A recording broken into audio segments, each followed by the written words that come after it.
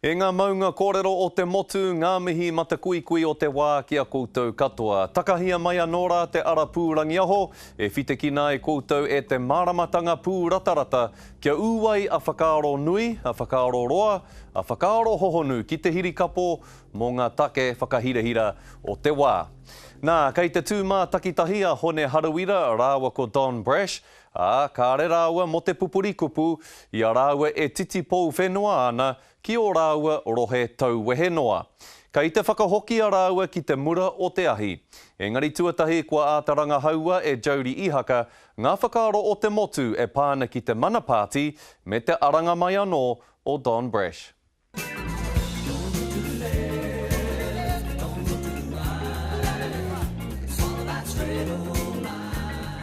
The Mana Party was formed after Hone Harawira refused to swallow the Māori party line.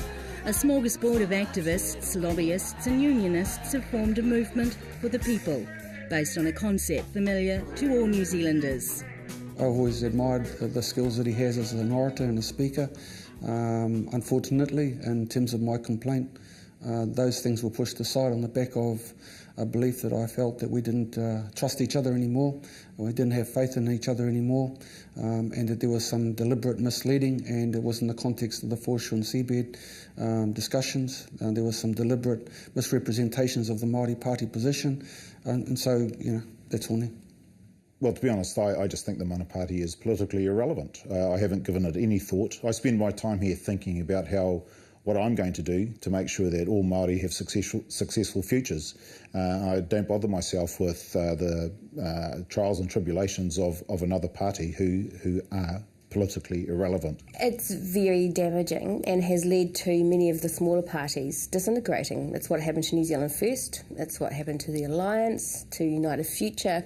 If a party is not built on a kaupapa, and that kaupapa is agreed to by those who form the party and who work really hard for that party, then there's real risk that once the person around whom it's formed, does something wrong, like Rodney Hyde did, for example, or isn't able to continue in that work, then the party itself fails. That's a message that the ACT Party faithful have taken to heart. Rodney Hyde was replaced as leader by Dr Don Brash to elicit the extreme right vote. Hone Harawira says he represents an extreme left view. The Mana Party is based on Māori ideologies such as manaakitanga and whānau. The candidate contenders are activists like Hone, such as Annette Sykes and Mariana Pittman. There are real risks if the kaupapa of that party isn't very secure and very much agreed to by all of those who are involved. Whoever Hone has around him, that's his business. In the end, we're here in the Parliament. We have been elected to do a job. The feedback that we've had by way of emails, etc., has been pretty overwhelming from our people to say, keep going, hang in there, and we're behind you. Critics say Hone Harawira can't work with anyone, but he's already forged a relationship with the Greens. He's been firmly told there are rules. We certainly are not ruling out working with the Mana Party. I mean, this is about, the Greens have been successful in Parliament and we have achieved a great deal in Parliament because we have worked across the broad political spectrum. Unlike Hone Harawira, Rodney Hyde isn't considering a by-election. And while no date's been set for a Far North by-election, Labour MP Calvin Davis says he's prepared for battle. I'm very prepared if that eventuates. The decision is yet to be made by our party governing body, but if they say give me the green light, then I'm ready to go. Part of the agreement was that he would remain as an independent MP right through to the election. If he resigns, then obviously he doesn't represent, he's not going to be an independent, and therefore, as far as I understand it, the agreement would be off, and therefore the Māori Party would then be in a position to consider whether they would stand a candidate in a by-election if he is going to, in fact, call for one. More Māori in Parliament generally means more representation, but political analysts say it will simply split the vote. I think there is concern about splitting the vote on the left. There's always concern about splitting the vote. But this is what MMP is all about, that people vote for the parties that best represent them in Parliament. And they're entitled to do that, and we believe in that principle. So we'll yet to see how the votes fall out on the day. Well, first of all, they do cancel each other out and they make themselves irrelevant. And so that means the only party that is relevant for Māori is the Labour Party. It's been an opportunity, I suppose, for him to gather people of a like mind, although I thought that we were of a like mind once upon a time. And I still think we are, actually, in terms of a lot of the things that we want to promote, but maybe the process that we go about that is clearly the difference between our thinking. The ACT Party has worked alongside the Māori Party in the past, but Dr Don Brash says he's still opposed to Māori seats. His extreme right view could prove to be a vote puller for ACT supporters. If National gets back and they're in coalition with Don Brash, that will be one of the most extreme right-wing governments we've seen. The black car, the flags and the korowai provide a distinct cult of personality. It's almost an American presidential-style campaign. Both mana and Māori parties have about 7 months to woo potential votes. Mainstream media have labelled Hone a rock star, while the Māori party leadership was called old and tired. Anyone who particularly criticises those two people for the work that they either haven't done or have done, I think, is way off the mark. And I, for one, will be supporting them until they decide that it's time for them to move aside, and possibly even if I move aside. But yeah, that's way off the mark. Kaore te tika ki te whakautu te korero te kuare. All parties are critical of the cost of a by-election, but Hone Harawira says it's democracy and will provide a mandate from the people. They're saying that he's all over the place.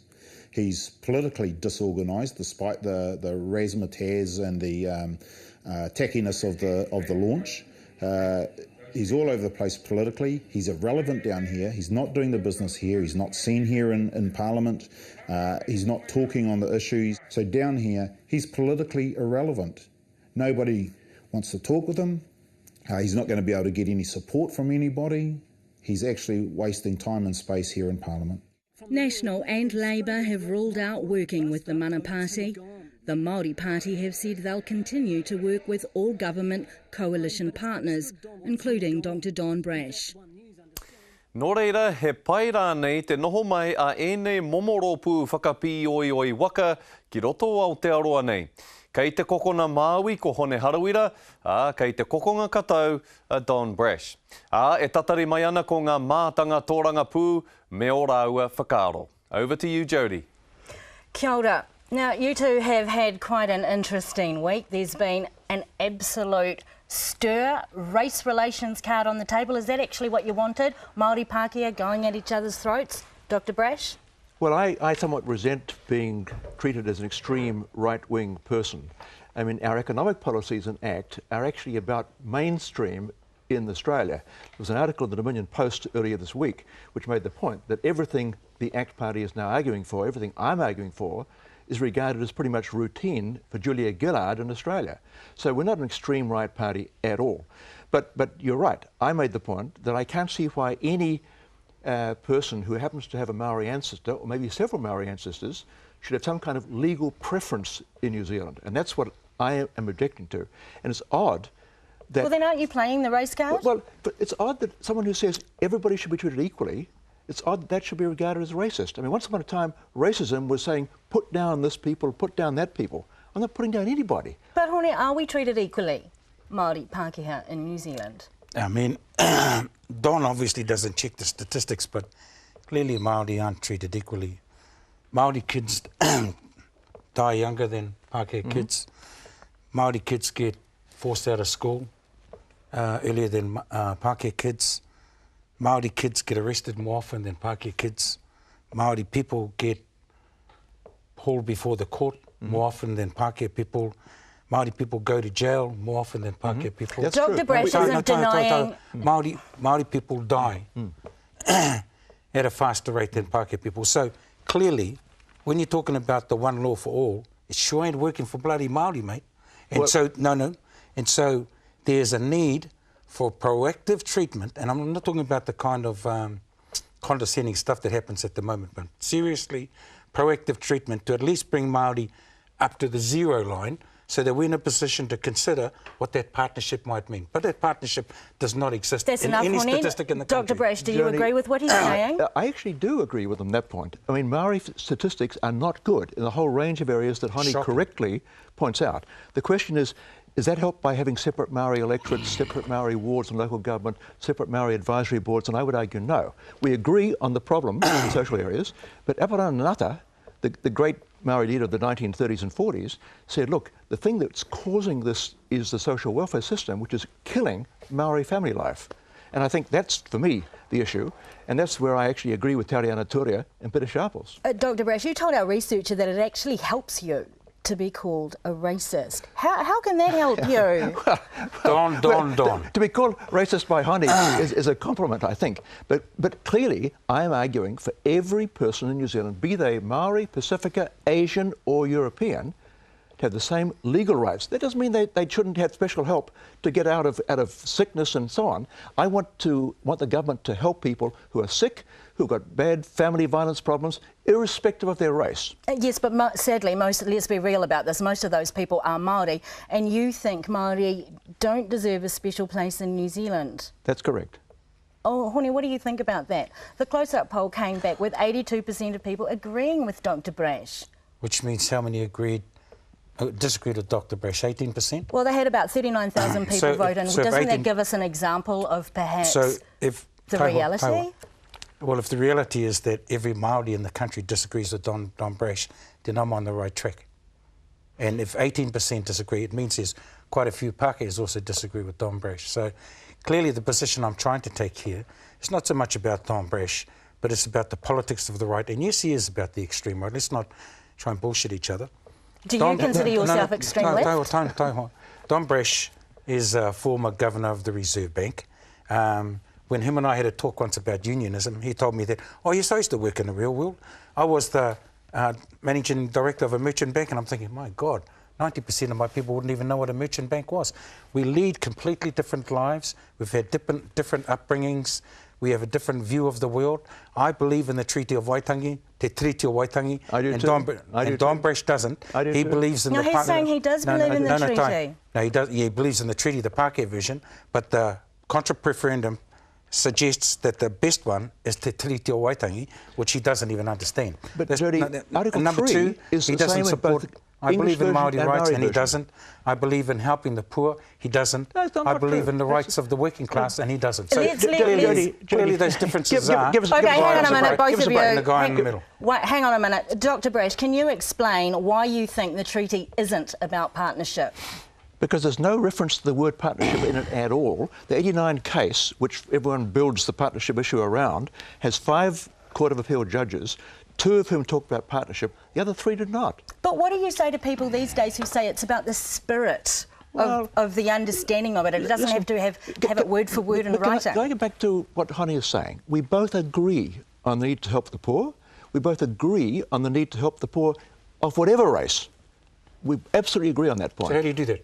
Well, it's a question of social welfare reform, it's education, it's taxation, it's a whole range of issues. So how do you actually help the poor? There are actually specific issues that affect only Māori, Dr. Brash. Let's look at the $600 million spend on te reo Māori. Yeah. Are you good with that? Absolutely. And I made it quite clear that I have no problem at all with taxpayers' money being used to encourage the Maori language. The Maori language is used only in New Zealand, effectively. So why can you have a problem with Māori, with taxpayer funding going on Māori rights? Because tell you what, Don, because Māori rights exist only in this country as well. Well, I mean... What's the difference? I don't know what you mean by Maori rights. To me... What does Maori rights mean for you? It doesn't mean separate Maori electorates. Well, let's go back to that one question. It means a separate Maori language. Wait a second. Yep. There are 7 Maori seats. When I was in Parliament, there were 21 Maori in Parliament. We do not need separate Maori electorates to have Maori in Parliament. Paula Bennett wins an ordinary electorate. Simon Bridges wins an ordinary electorate. Hekia Parata came very close to winning an ordinary electorate in Mana. I mean, we don't need the separation. We should be New Zealanders, and Maori can compete every bit as effectively as all other New Zealanders. Okay, hang on, Honi. Why do you think we need specific Māori representation in Parliament? Well, I'll give you a couple of reasons. One is that unless you have independent Māori seats dedicated Māori seats chosen only by Māori people, you will always only have clones of the mainstream parties. That's number one. And Māori deserve, in terms of the treaty principle, the right to have their voice heard clearly in Parliament.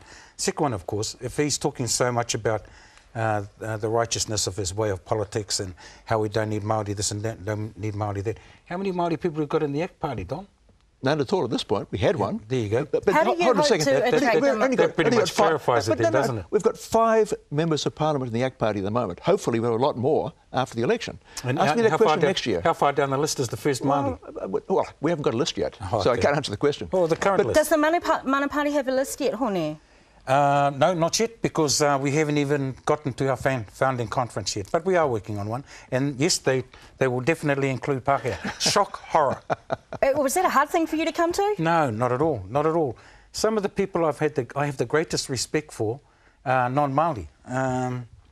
One of them being Nando Tanjos, John Minto, Sue Bradford. They are fighters. They are fighters. They're extreme left. No, taihua. Extreme left. Nando's never been extreme left. Well, come on. Nando is an extreme fighter for the rights of the people who don't have a voice. So was Sue Bradford, and so was John Minto. I also was really pleased to see Robert Reid in the audience, and Robert Reid, you could hardly say is extreme left, he's just the president of a union. OK, let's talk about, if you two both going to be leaders, let's talk about mining. Would you support mining or drilling, say, off the 90-mile beach? In principle, I would look at it. I don't think you can answer the question without evaluating what the options are. I mean, I've always said we should definitely explore. Doesn't mean we exploit, but we should certainly explore. So the situation in Te Whānau Apanui, they're really unhappy that the government didn't consult with them. Would you consider deep and long consultation? Look, I think the Resource Management Act requires consultation with the community. I resent the fact the Resource Management Act says consult with the community and with Maori. The implication of that wording in English means that Maori are not part of the community. If I were Maori, I would resent that. Why should the Maori be... If you don't mind, Don, you're not a Maori.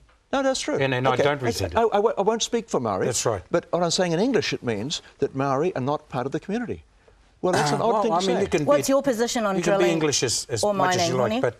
but the principle of consultation is a valid principle. Absolutely. But for the community as a whole. Taua, Don.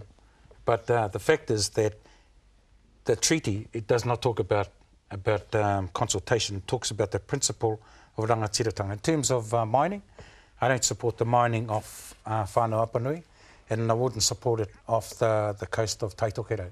OK, let's talk about... Nice and simple. No half pies about this. All right, if you were leader, would you pull our troops out of Afghanistan? Oh, that's a tough one. Tough one for me as a Māori because...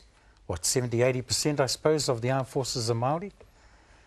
We've always had a very strong connection to military traditions in this country. My grandfather went away to the First World War and went away to the Second World War as well. But I'd say, as a matter of principle, in that I don't like colonial troops coming to this country and doing what they did to my people. I don't think we should be supporting colonial endeavours into places like Afghanistan as well. So okay, therefore, Don, on that basis, on the basis of principle, I would suggest that our troops should not be in Afghanistan. OK. Don, what would your take on it be?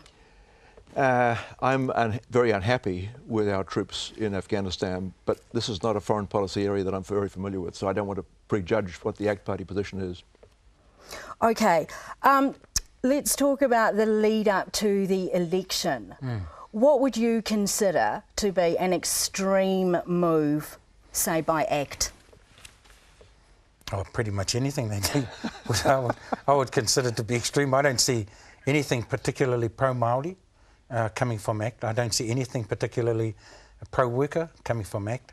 I don't see anything of any benefit to the poor coming from ACT. So pretty much their policies right across the board are unlikely to be supported by the people that I'm doing my best to represent. All right. What about you, Dr. Brash? The odd thing is that most of what the ACT Party stands for would actually benefit exactly the people that Hone cares about. Let's just take one example. Let's take one example. Hold a second. Jody asked me the question. Okay. Take, for example, the question of a 90-day probationary period, which has been ACT policy from a long time back. The people who that most helps are the people on the margins of the workforce, whether they're Pākehā or Māori.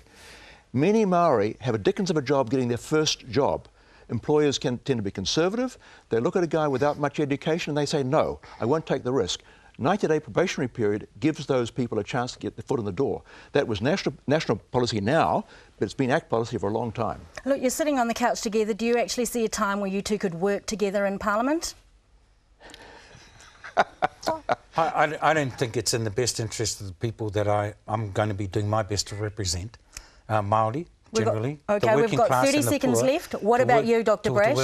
I would find it difficult working with Honey because his basic understanding of how the economy works, I think, is totally wrong. OK, yes or no, will you be in Parliament after November? Guaranteed. Dr. Brash? Oh, I think so, absolutely. No question about that. Well, kia ora, gentlemen. Thank you for coming in. I look forward to talking to you again. Thank you, Jodie. Kia ora, Don, kōrua ko Hone.